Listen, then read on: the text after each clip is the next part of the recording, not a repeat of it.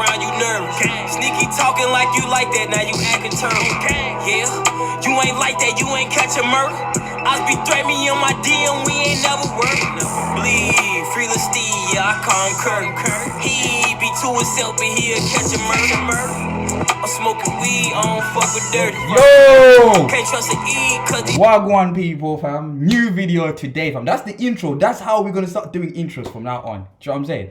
That's how we're gonna do intros, fam. We're not gonna be doing intros like little tra la la la la little sound. This is how we're gonna be doing intros from now on with the banger of the day, fam. You get me? Banger of the day. Right, so boom. People.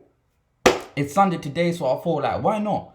Let me just record a video on how I actually go about my Sunday, doing my research for the week that's coming ahead. Because guys, I'm telling you this, I probably spend about a day on the charts. Like I'll probably spend, in the whole week, I'll probably spend like 1 day or 2 days, 2 days max on the charts. I don't look at the charts every single day. I spend most of my time on research, okay? I spend 80% of my time, 90% of my time on research, and the other 10 goes to the charts. It goes to the charts. I then look at the charts and see what's going on. If anything happens in the charts, I then decide to say, right, okay, something has happened in the charts. Obviously, first and foremost, data comes out first, and then chart reaction comes out next. So it's very, very important. I'm always up to date with data. Okay, very important to have data on the list anyway. So anyway, do you like my intro though? Comment, like, do you like this intro? I love this intro, man. This is how I'm gonna start my intros from now on with Lil Durk. Anyway, let's close that. Okay, bam. Let's get started. Okay. Now, the first thing, right? Let's get started straight away from no joking around. So the first thing, right, that I do is I go on a website called think.ing. Okay, articles. You can subscribe to them. You can be on the email list where they'll send you a bunch of information. They'll send you a lot of information. Okay, so the main thing is you need to be able to just filter it. It's not rubbish. Sometimes if I'm personally me, I'm just a Forex trader, so I only need Forex information. So I've got US dollar. No, I've got Think ING, and they send me information about Forex. You don't tell them that, but they send you a lot of information, but you just have to filter through it, right? So the most important thing that I do is I have to look at the week ahead. So today is Sunday the 6th, and tomorrow is the 7th. Okay, so I have to look through information for this week for every currency, and after I look through the information for every currency, the next thing I then have to do is I then have to know what's driving each currency. What is the sentiment driver for each currency at that current moment? Okay, sentiment changes. It changes a lot. It's not always the same. It changes. So once I know the sentiment of the currency, I now know what is the main thing, the main driver, what's holding that currency at that moment. You need to know this. You can't just wake up and say, oh, I'm in the mood, I'm going to trade pound USD because I see the moving average is crossing over and this and that. No, you have to understand data, information.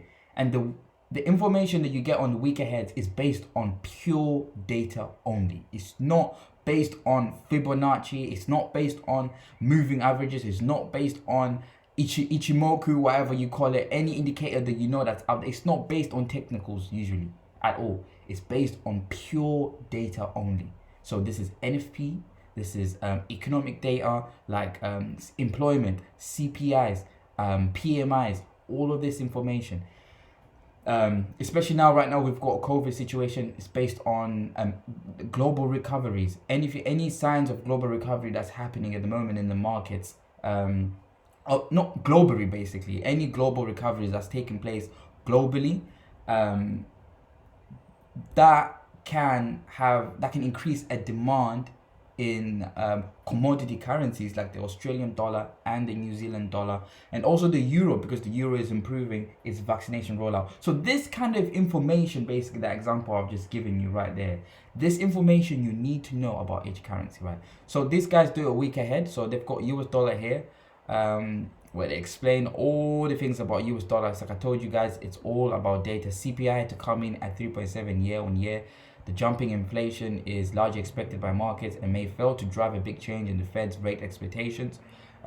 If I start talking about a lot of this stuff, guys, I'll be here for a very, very long time. So, but I'll be brief with it. Basically, right, what's going on in the US is tapering.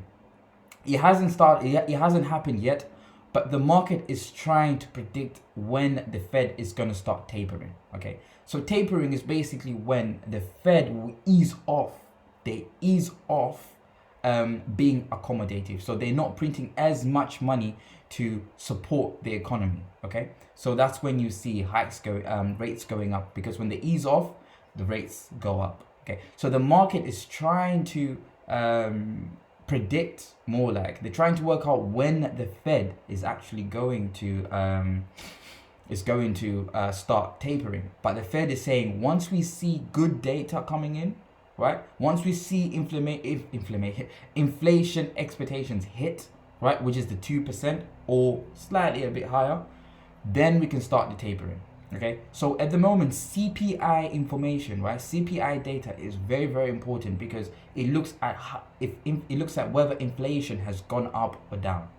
Okay, and also having said that, right, there was NFP news that happened on Friday, which is employment numbers, and the employment numbers were very, very, very bad. They were way, way below expectations. They were like at 246,000, and the market was predicting 1 million jobs added to the US, but they only managed to add 246,000 jobs, which was terrible. Okay, so it's information like this that you really need to know, right? So the main thing that's going to be driving the US dollar, making it bearish, is because there was bad NFP numbers. The PMIs also came out weak. I'm talking about this week coming, right? The PMIs also came out weak, and the Fed is still being accommodative. So these are 3 good reasons why the US dollar is going to be very weak. 3 very good reasons why the US dollar is going to be weak. Okay, so if they do the same thing for the euro, is mildly bullish. Why is the euro mildly bullish? Because of the global recovery trade, right? Global recovery trade that's coming up. So the Europe zone is vaccinating a lot. They were behind before, but now they're going hard in their vaccination. Most economies in Europe are going to start in the Eurozone area are starting to reopen. They're starting to reopen. So these things are pretty much supporting the euro, and also a weak dollar, right, means a strong euro.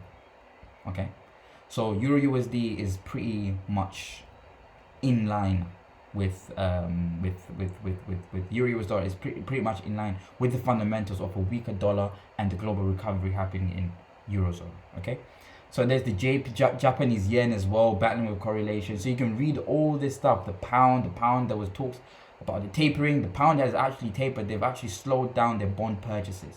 Okay, they've slowed down their bond purchases, and this is the kind of information that you may have to read up yourself. I know I sound very, very intelligent talking about. I sound like an economist, but I spent so much time learning this information. I think once you understand and learn this information, you would actually see how it makes sense. Okay, so they've written something about the pound. They've written things about the Australian dollar. They've written stuff about the New Zealand dollar. Okay, and the Canadian dollar as well, and the Swiss franc, and the Norwegian krone and the Swedish krone. Okay, so that's if you trade the Swedish krone and the Norwegian krone. So once I've read through the week ahead, I now know, right, these are the things, the sentiment drivers for each currency, right? I now know the reason why pound might be moving like this. I now know what US dollar might be moving like this. Until that sentiment changes, that's when my perspective of that currency changes. But if that sentiment for that currency remains, I am not going to change my perspective of that currency. Okay, the sentiment has to change. I can't look at a chart and say, oh, we've got what do you call it, an uptrend going on where the market's going like this. I'm following some chart patterns, whatever. No, it all depends on the sentiment. If the sentiment changes, I change. If the sentiment remains, I remain for that currency. Okay, so for example, the US dollar, if sentiment changes, right, and let's say the Fed comes out and says, right, we're going to start tapering. We're going to start tapering at the end of 2021. Then I'll say, right, okay, sentiment has changed. I have to change my perspective of being a bearish on the US dollar. That's literally how it works. So this is why you need to go through the sentiment readings and actually understand what's actually going on. Okay? So that's the website. I'm gonna put the link in the bio, in the description. Okay. So I'm gonna show you one more thing on my Twitter, guys. Yeah, go follow that Twitter, man. And then let me quickly, I can actually show you some of the trades. One of the trades that I took, which I've explained already. Actually, I've actually explained already. The Canadian JPY. I took that based on fundamentals, and also the Euro Pound as well. I took the Euro Pound based on fundamentals as well. So that's the Euro Pound I took based on fundamentals, and that's the Canadian Yen I took based on fundamentals. And the Canadian Yen basically was about 11% winnings. That's really good. And the Euro Pound I got about 4%. Now, and those are the only 2 trades I've taken this month currently. Okay, and these are winning trades. So you see me, I don't do 6-4 trades per week. I just slowly look at my fundamentals and research. When I find an opportunity, I take it. Okay, so quickly, it's at the top. So if you go on my Twitter here, like I've always said, I've screamed this in your ear, guys, so many times. Central bank news is so important. You need to be on top of it. If you're a Forex trader, it's very, very important that you know what the central bank of that currency is doing with their currency. If you don't have an idea, you're smoking crack. You're a crackhead. You need to actually start following what's happening with the central bank of that currency. So if you go on my Twitter right now, I've got a thread, central bank overview update. So I use Twitter like my journal.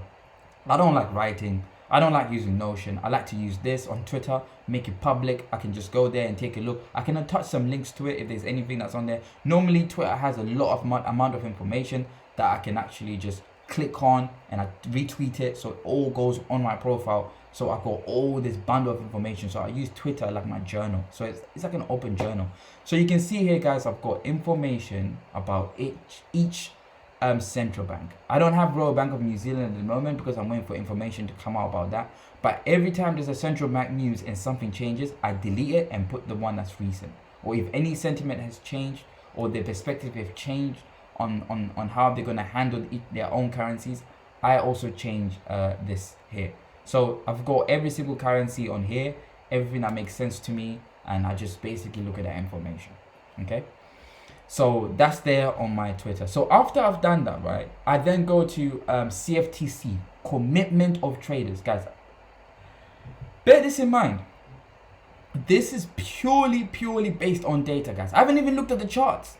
Purely data, pure data. Okay, so I go on the CFTC, right, and then I say, okay, let's look at the Australian dollar. Okay, so if I go AUD, click on the AUD, speculative net positions. So what this does, it shows you what hedge funds, actually I'll read it for you guys, hard for me to actually explain it, right?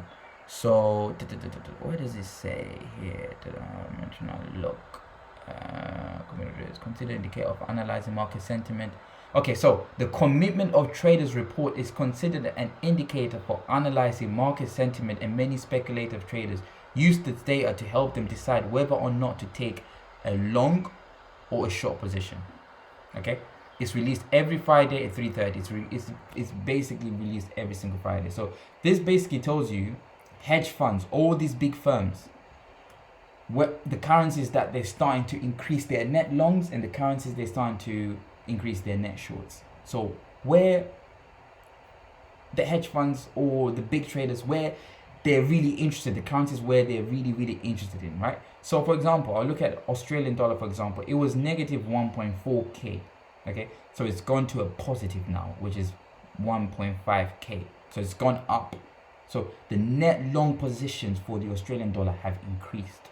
So that means there might be some demand for the Australian dollar that's going to come up. Same applies for the New Zealand, because I've already done my research on the same applies as the New Zealand. So if I go on the New Zealand, if I go on the New Zealand, okay, speculative on New Zealand, okay, so here as well, you can see here, it was 7 point, it was the net long positions were there already. It wasn't negative like the Australian dollar, but they were there. So the 7.0k has gone up all the way to 8.6k. So there's a lot of net long positions starting to take place in the New Zealand dollar and also the Australian dollar. Same applies. I could do the euro as well. Could do euro. So I look at every currency, guys. Look at every currency. Okay, so here, so it was 81.0k on the 30th of April, and now on the 7th of May, which was yesterday, which was no last week Friday, this Friday that just went, it's gone up to 84.8k.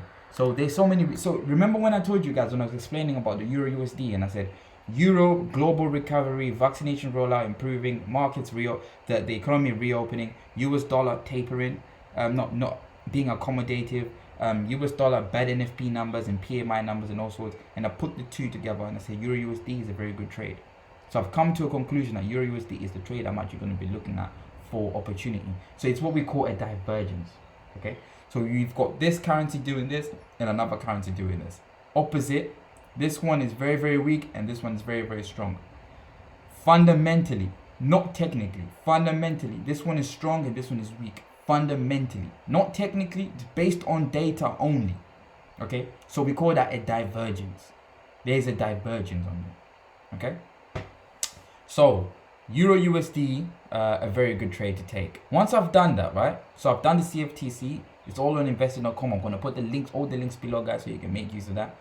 So I've got the economic calendar. So in the economic calendar, I then look at what information that's coming out that's high impact. Okay, so for the Australian dollar, I've got retail sales coming up. For the Chinese yuan, I've got this information coming up, and just go through this, and consumer price index coming in there as well. Home sales in the Australian dollar. So for me, it's not about high impact or low impact. If it's fundamental, it's a fundamental. Okay. Even if it's low impact, it can move the market. It can actually move the market. So I then look at what's coming up this week. So I know one thing I know for sure that's really hot for this week ahead is CPI. CPI is actually very, very important. And we've got a speech coming from the Canadian Bank of Canada, but there's not much to expect from that because they've already done the tapering and all sorts. Yeah, so and then you can see here CFTC comes in here at the bottom. So okay, so you can see the CFTC for net longs and all sorts that comes in here. So yeah, every single Friday they have CFTC released. So yeah, so I then look at the economic calendar and see what's coming up, what's going to be hot, what events to look out for. So I can just mark it and put on my phone, so when that event comes out, my phone lets me know and I look at what reaction that event is going to have on the market. So guys, that's literally it. Do your research. Do your research, okay? Let's take a look at Euro USD quickly. Let's do a little bit of technicals, right? Things I don't really like doing long videos, man, because I feel like I'm wasting people's time. But yeah, let's take a look at Euro USD. Take a look at Euro USD. Let's take a look at that. Come on, load up. Okay, Euro USD. Okay.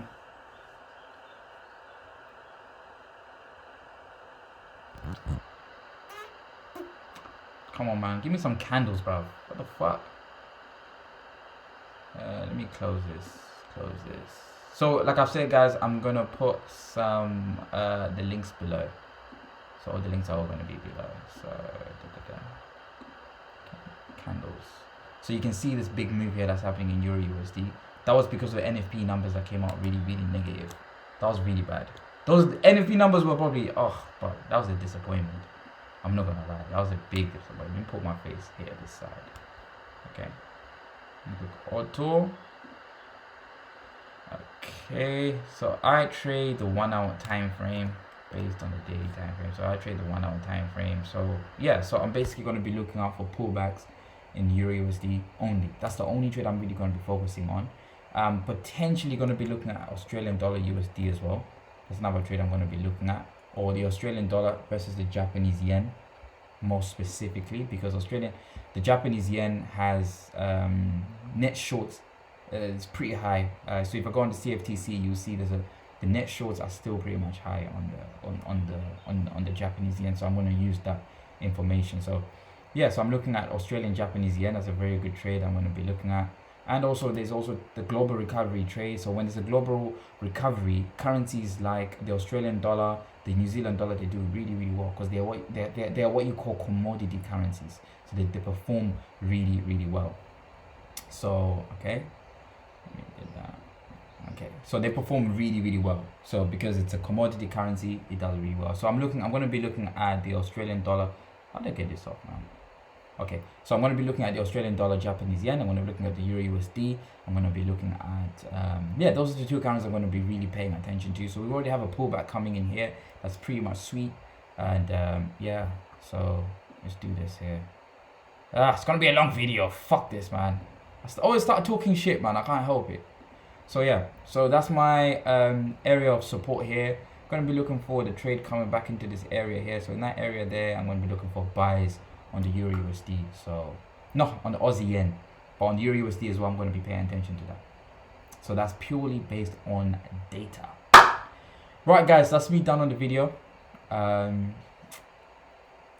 Give me a like. Yeah, and a like. You know, let's do a little outro. Let's do a little outro, man. Let's do a little outro video, man. What the hell?